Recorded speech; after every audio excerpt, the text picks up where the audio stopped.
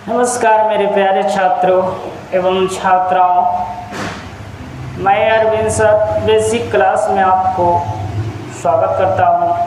हम लोग को बेसिक संस्कृत चल रहे थे जिसमें कारक और विभक्ति पढ़ रहे थे। कारक और विभक्ति में हम लोग प्रथमा और द्वितीया विभक्ति बहुत शानदार तरीक़ा से पढ़ लिए थे। तृतीया विभक्ति में भी कुछ सूत्रों का हम लोग मनन किए थे, उससे अनुवाद भी बनाए थे। आइए हम अनुवाद के क्रम में ही तृतीया विभक्ति में एक सूत्र लिए हैं, अनुक्ते कर्तरी। अनुक्ते कर्तरी तृतीया है, प्रथमा लिखा गया है। अनुक्ते कर्तरी तृतीया।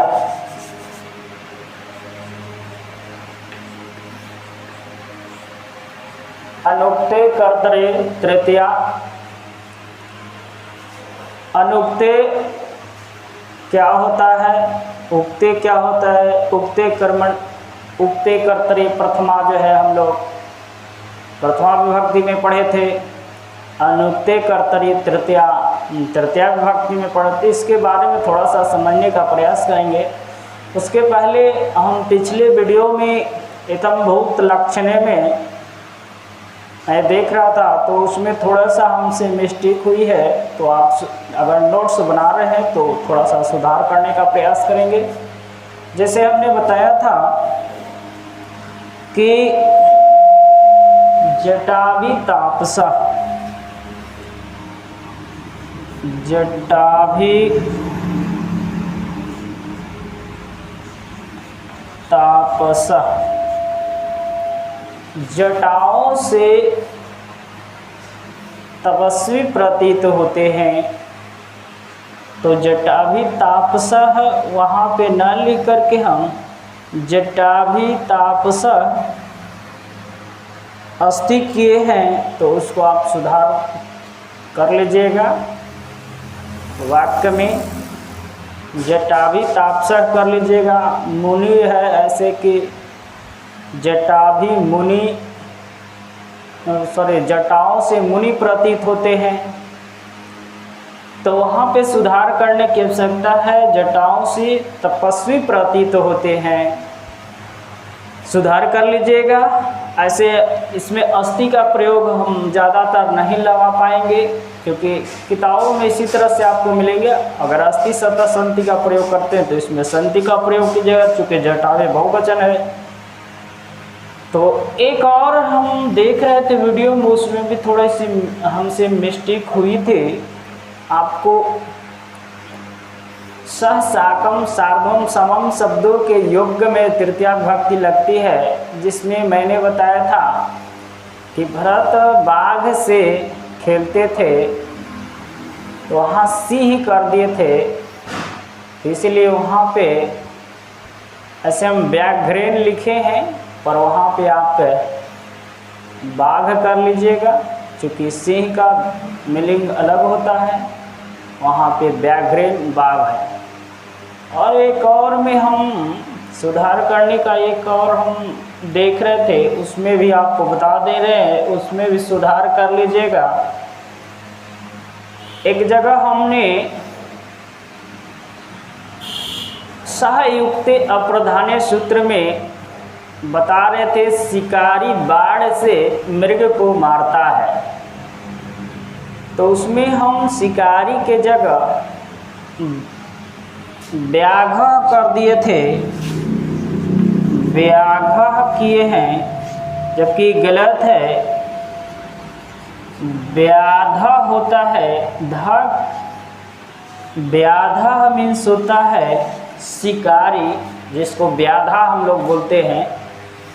तो व्याध वहाँ पे आप सुधार कर लीजिएगा। आपसे निवेदन है कि अगर नोट्स बना रहे हैं तो इसको आप थोड़ा सा सुधार कर लीजिएगा, बेहतर रहेगा। आइए हम समझने का प्रयास कर रहे हैं।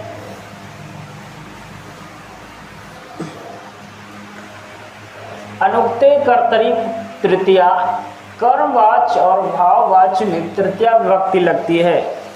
अनुक्ते कहें तो कर्मवाच्य और भाववाच्य, और उक्ते कहें तो उक्ते कर्तरी प्रथमा, तो उसमें जो है कर्तृवाच्य यानी कर्ता उसमें प्रधान होता है।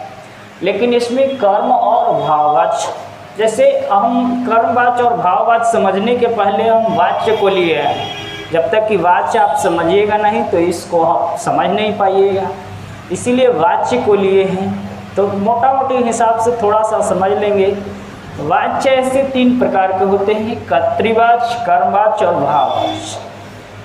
कर्तृवाच्य में कर्ता प्रधान होती है और साथ ही साथ जो है कर्ता जो है कर्ता प्रथमा विभक्ति में होती है।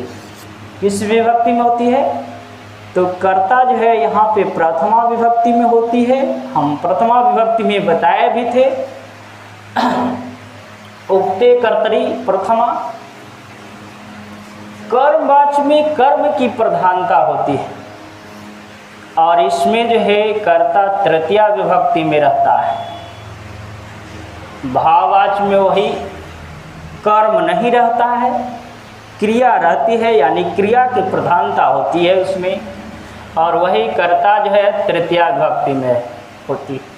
तो यही दो जो है आपको अनुक्ते कर्तरी प्रथमा, ये दोनों अनुक्ते कर्तरी प्रथमा से चलता है। अनुक्ते कर्तरी, अनुक्ते कर्तरी तृतीया, ये दो वाक्य जो है आप कर्मवाच्य और भाववाच्य में क्या लगाएंगे तो इसके कर्ता में तृतीया विभक्ति लगता है।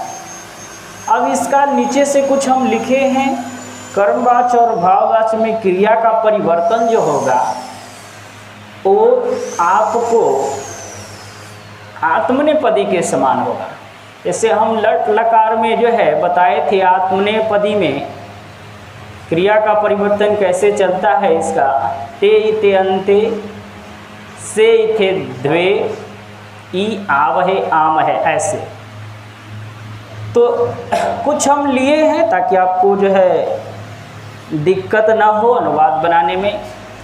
ऐसे डायरेक्ट अगर इस सूत्र को हम लेते तो आपको समस्या उत्पन्न होती, इसीलिए थोड़ी सी, जैसे धातु का परिवर्तन कैसे होगा, धातु का परिवर्तन कर्तृवाच्य लट लकार में और कर्मवाच्य या भाववाच्य में, कर्मवाच्य या भाववाच्य में कैसे परिवर्तन होगा, धातु का परिवर्तन लट लकार में, लट लकार से, तो उसको हम लिए हैं। जैसे धातु में हम लिए हैं पहला पठ धातु, क्या लिए हैं? पठ धातु। तो पठ धातु में आप लट लकार में सिंपल सी वर्तमान काल में चाहिए पठती, पठती, पठत, पठन्ति प्रश्नपदी में, जबकि आत्मनेपदी में इसका रूप चलेगा ते इते अन्ते, तब पठत, पठ्यते, गम्यते, लिख्यते, पीयते, खाद्यते, हस्यते, गीयते, रुद्यते, ऐसे चलेगा। जैसे हम बताए थे लभते, लभे थे, लभते, लभे थे, लभन्ते, लभते, लभे, लभते, लभेते, लभन्ते, लभसे, लभते, लब्ध्वे, लभे, लवावहे, लवावहे, ऐसे बताए थे। सिवते, सिवेते, सिवंते, ऐसे इस रूप को हम लिखवाए थे, तो उसको आप ध्यान में रखिएगा। और ज़्यादातर हम तो लिख ही दिए हैं ताकि आपका अनुवाद बनाने में दिक्कत ना हो। तो इतना आपको समझ में आ गया होगा। पा धातु मीन्स, पा मीन्स होता है पीना, पियते, खाद मीन्स खाना, खाद्यते, हंस मीन्स हंसना, इसमें चलेगा हंसती, इसमें चलेगा भाव, कर्मवाच्य और भाववाच्य में क्या चलाएंगे? हस्यते। गय मीन्स क्या होता है? गाना, गयति, इसमें सॉरी गायति, इसमें चलेगा गीयते। रुद मीन्स रोना, रुदति, रुद्यते। तो इस पे कुछ अनुवाद हम जितना है उसी पे अनुवाद लेंगे, आपको समझाने का हम प्रयास करते हैं। इससे थोड़ी सी आपको पकड़ कर्मवाच और भाववाच और कर्तृवाच में भी जो है आपको अगर वाक्य दे देता है पकड़ने के लिए कि कौन सा कर्मवाच है, कौन सा भाववाच है और कौन सा कर्तृवाच है, तो उसमें भी आपको थोड़ा सा सहयोग इससे मिलेंगे। तो आइए समझने का प्रयास करते हैं।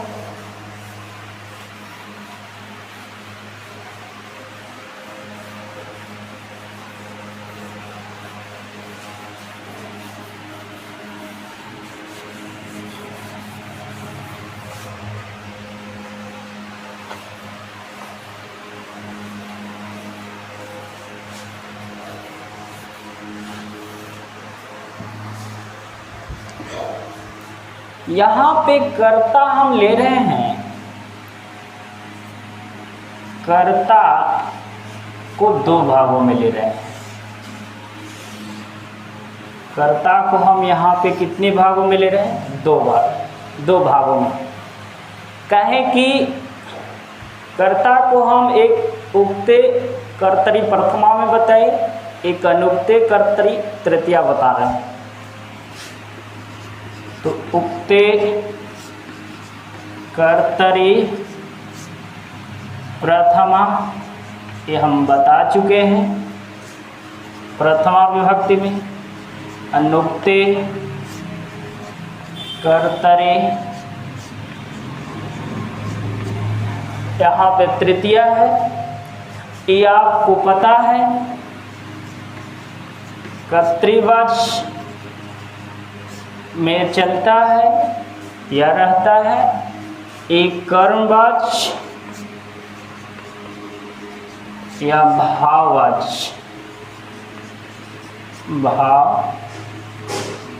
कर्मवाच या भाववाच, इसमें हम कर्ता को अभी बताए प्रथमा विभक्ति में रखते हैं।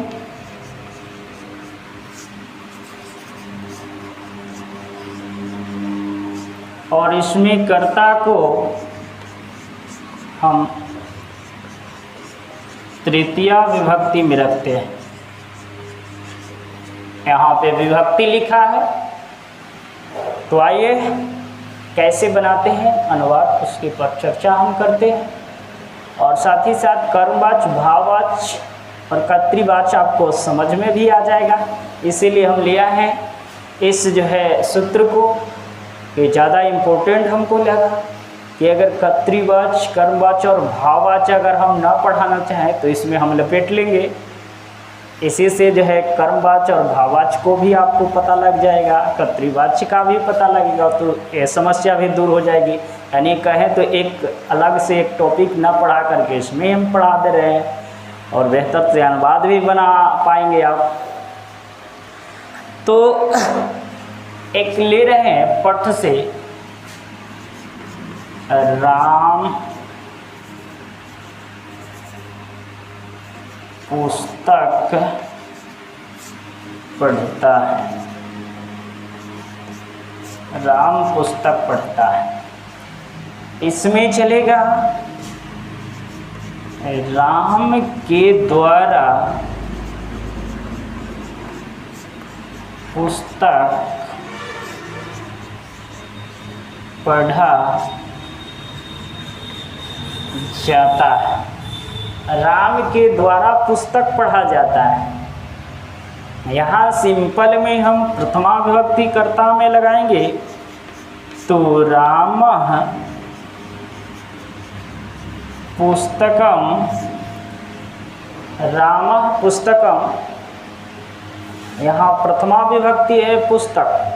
चूँकि पुस्तक जो है हम बताए थे कि पुस्तक नपुंसक लिंग में चलता है, पुस्तक के अनुसार ही जो है फल चलेगा, वन चलेगा, घर चलेगा, गृहम जिसको कहते हैं। रामः पुस्तकम पठति, लेकिन यहाँ पे राम के द्वारा पुस्तक पढ़ा जाता है, यानी कर्म हो गया पुस्तक। तो कर्मवाच्य में हम तृतीया विभक्ति कर्ता में लगाएंगे तो क्या बनेगा, रामेण रामेण पुस्तकम, ये चलाएंगे पठ्यते।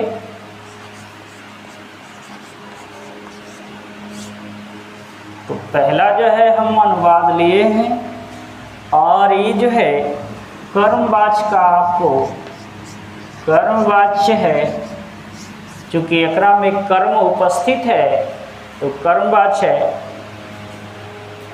तो ऐसे आपको लिख दे रहे हैं कि कर्मवाच्य के भी पता लग जाएगा, भाववाच्य कौन रहेगा वो भी पता लग जाएगा। दूसरा वाक्य हम ले रहे हैं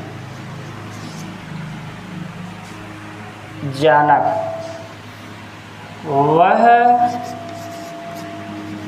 घर जाता है, वह कहाँ जाता है, घर जाता है। तो प्रथमा विभक्ति इसको सह लगाएंगे, सह गृहम गच्छति, लट लकार। वही कर्मवाच्य में हम बनाएंगे तो कर्मवाच्य में हमारा बनेगा उसके द्वारा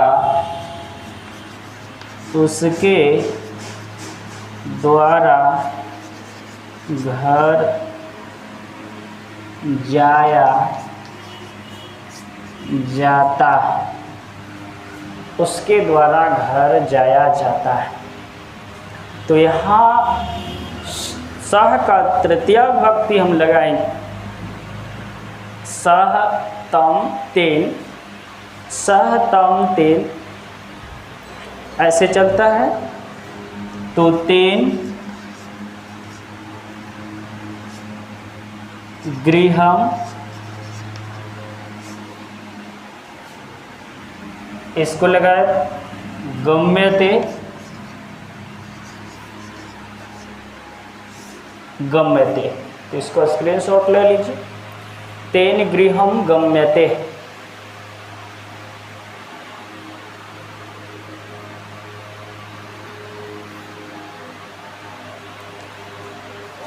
चलिए आगे हम लेंगे, इसको से हम बना लिए वाक्य, इसको से भी वाक्य, इसको हम ले रहे हैं।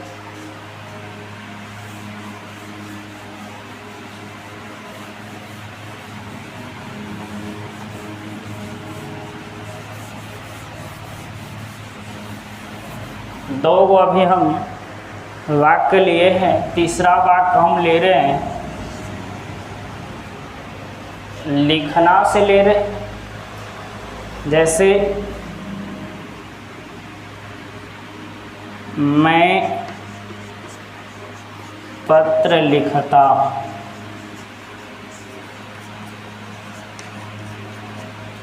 तस्मत् शब्द का अगर रूप याद है तो अहम माम मया मीन्स होता है, सॉरी यहाँ प्रथमा विभक्ति अहम पत्रम लिखामि, अहम पत्रम क्या होगा, लिखामि। जबकि इसी में जो है अगर हम कर्मवाच्य की बात करें तो कर्मवाच्य में कौन सा विभक्ति लगेगा, तृतीया विभक्ति। तो तृतीया विभक्ति अहम माम मया, तो मया हिंदी लिख देते हैं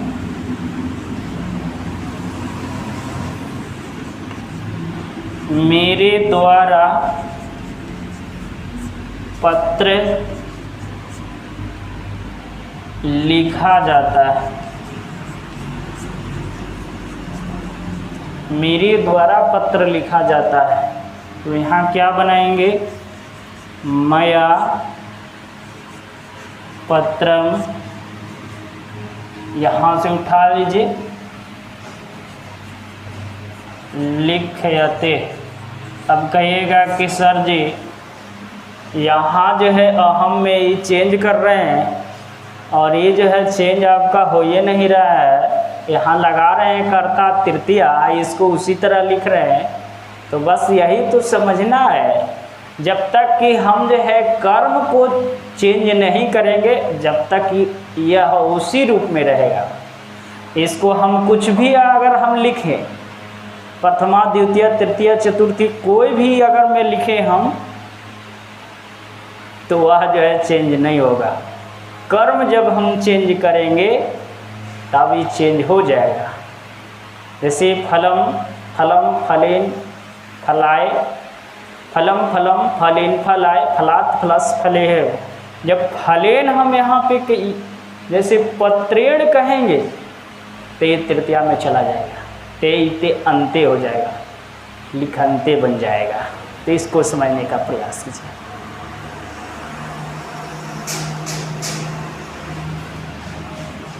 आगे हम ले रहे हैं, ये देखिए कर्म है इसमें, तो कर्मवाच्य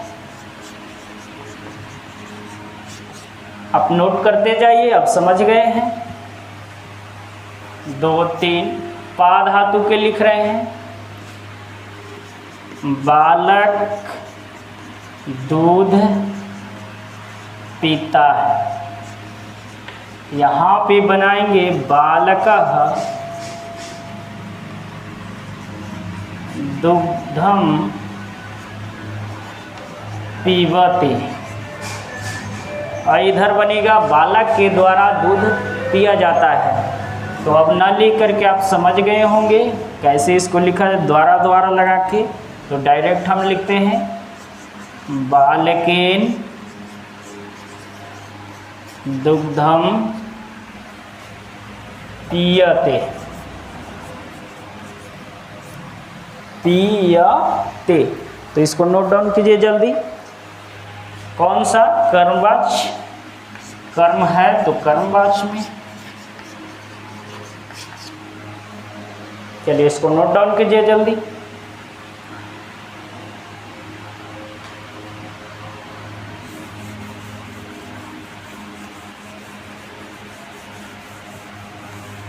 आगे हम ले रहे हैं 5वां नंबर, खाद्यते ले रहे हैं। खाद्यते में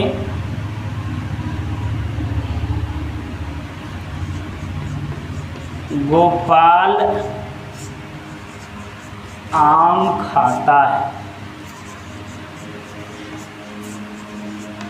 क्या बनाइएगा? गोपालः, इसमें प्रथमा विभक्ति आम्रम खादते, इसमें गोपाल के द्वारा आम खाया जाता है। गोपाल के द्वारा आम खाया जाता है। इसको कैसे बनाएंगे? तो गोपाल के तृतीया भवति गोपा लेन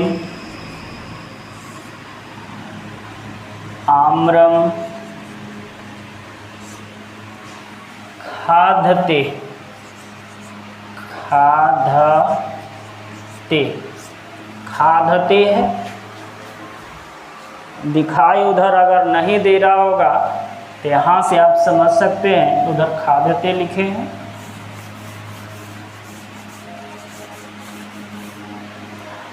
पांचवा में छठा है हंसते। तुम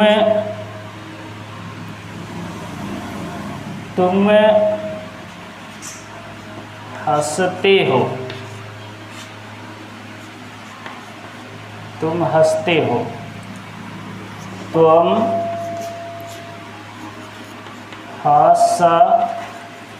सी यहाँ पे हो जाएगा, तीता अंति सीथा था से सी हो जाएगा। पर यहाँ पे आपको क्या बनाना है? छठवा में है तुम्हारे द्वारा हंसा जाता है।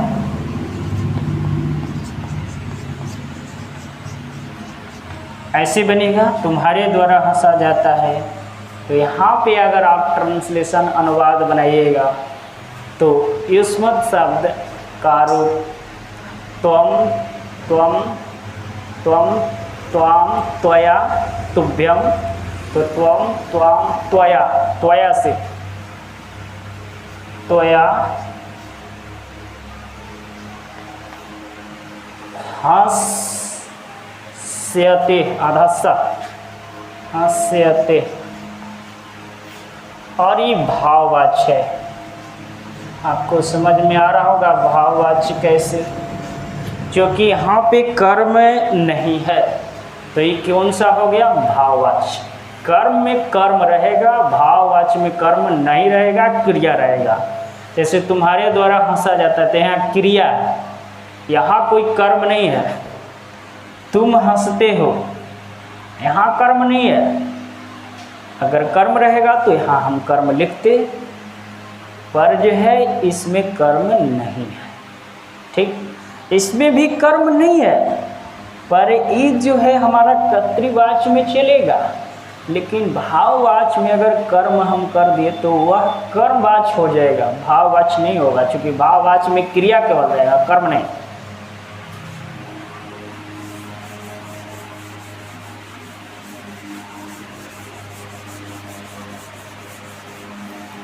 चलिए एक इसको ले लेते हैं। तुम गीत गाते हो, त्वम गीतम गायसी, चाहे वह गीत गाता है, सह गीतम गायति, त्वम गीतम गायसी, यहाँ तुम्हारे द्वारा गीत गाया जाता है। कैसे बनाइएगा, इसी तरह से त्वया गीतम गायते, सॉरी गीयते है, गीयते गीयते।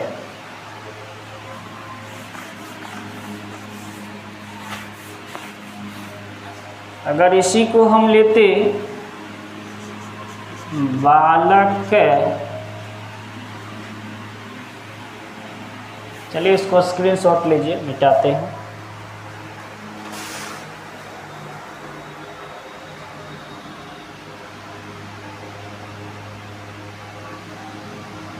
बालक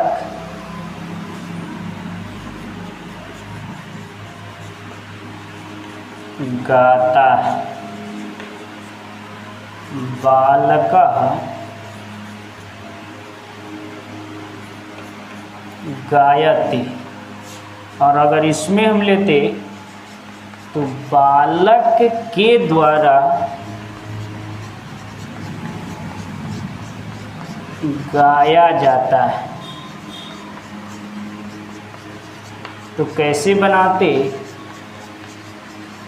बालकेन गीयते, कौन सा वाक्य है, तो भाववाच्य, क्योंकि आप देख रहे कर्म की अभाव है, क्रिया है, तो इसीलिए भाववाच्य। इस कोष्टक में आप भाववाच्य लिख लीजिएगा, भाववाच्य।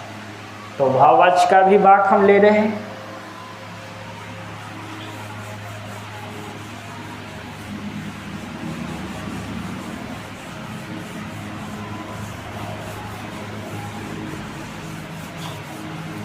चलिए एक और समझने का प्रयास करते हैं रुदते से।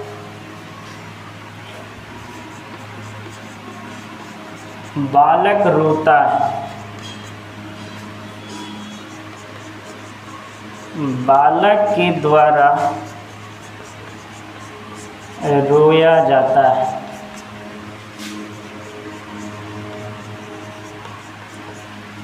तो तो यहाँ पे प्रथमा विभक्ति बालकः रुदति, यहाँ तृतीया विभक्ति बालकेन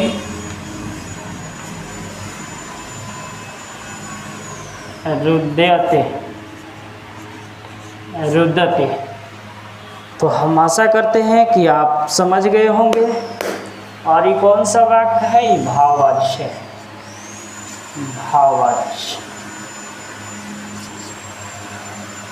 तो यहाँ पे कर्म और भाववाच्य पकड़ना था, तो कर्मवाच्य भी बता रहे थे हम कोष्टक में लिख के, भाववाच्य भी।